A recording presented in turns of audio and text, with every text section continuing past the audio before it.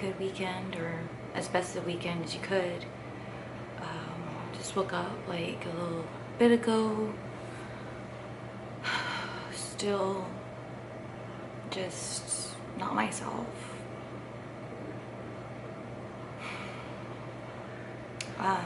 But I wanted to record a quick video, a quick here's the thing video.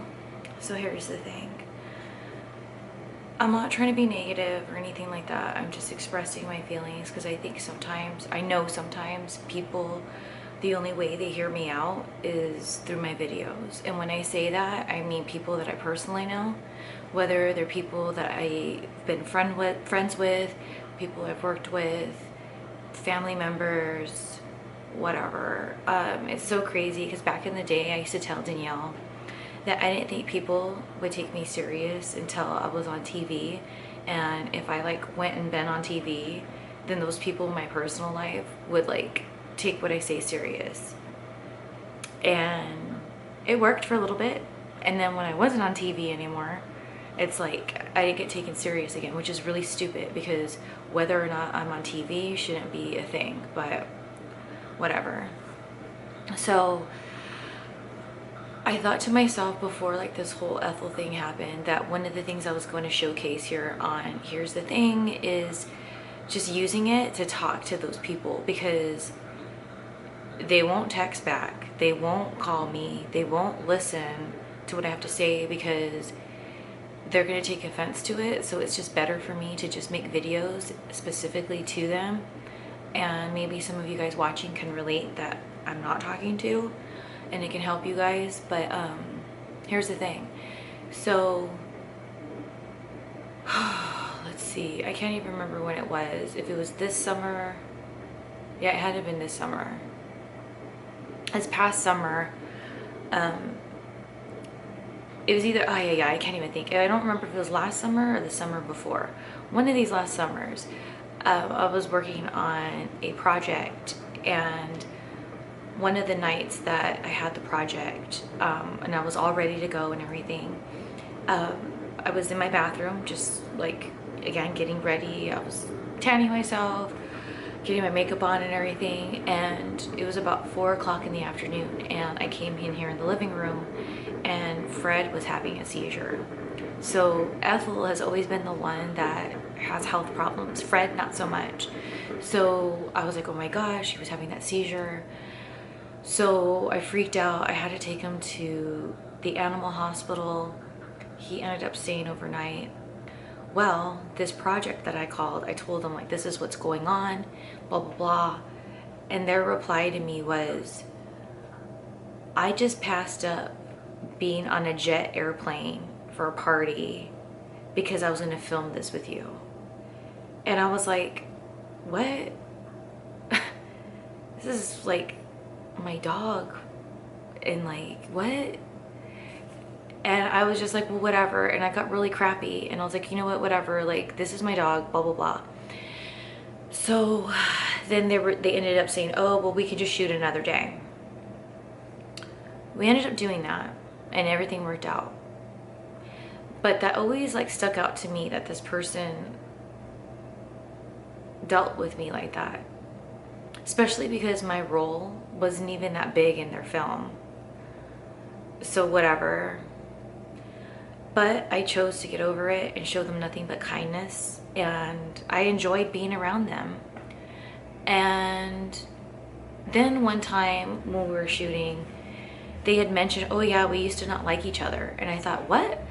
And then I was thinking back to the time like I first worked with this person years ago. And they were crappy to me then. I was so broke. I had no car. I took the bus to them, and they live in this very kind of upscale area in LA, and it's hard to get to. Danielle was with me, and we took the bus, and the bus would only go so far. So he got all mad that he had to like drive down his hill to come get me at a gas station. And yeah, that made me upset. And then when I found out that this person was a huge fan of wrestling and kisses the ass of all these wrestlers, some who I personally know, and I'm not saying this to be negative, I'm just saying based on how I've been treated by these wrestlers, they're fake, phony, and assholes. And the only way that they talk to this person is like if this person went to some wrestling event, or they're not friends with them, right? But here I was showing this guy kindness and compassion just because that's what you do to people. And then I found that I liked this dude. I was like, oh, like my buddy, he's a buddy, cool. So whatever, I didn't think about it. I just kind of like blew it off. I was like, okay, that was a past, whatever. Then I started even telling this person, I feel if I was one of these wrestlers that would never give you the time of day unless you paid them, you'd kiss my ass. So then I did tell him, like, this is what's up, this sucks, it hurts. And then I thought like I'm stupid. I thought I was building like a friendship.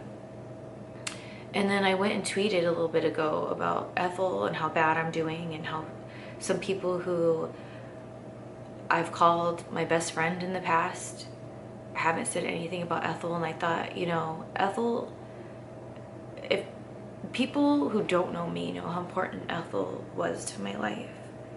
So these people who know me and my personal life know how much that little girl meant to me. So that hurts really bad.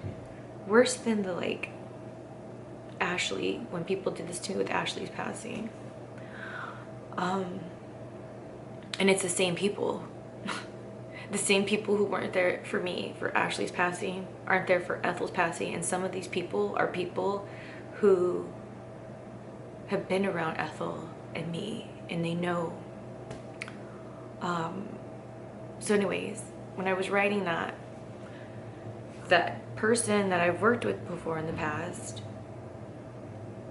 tweeted me something like that didn't even, like, why even say that? Like, he was like, oh, I don't have friends. Okay. And then the next thing was promoting some project I was in with him. No. So here's the thing.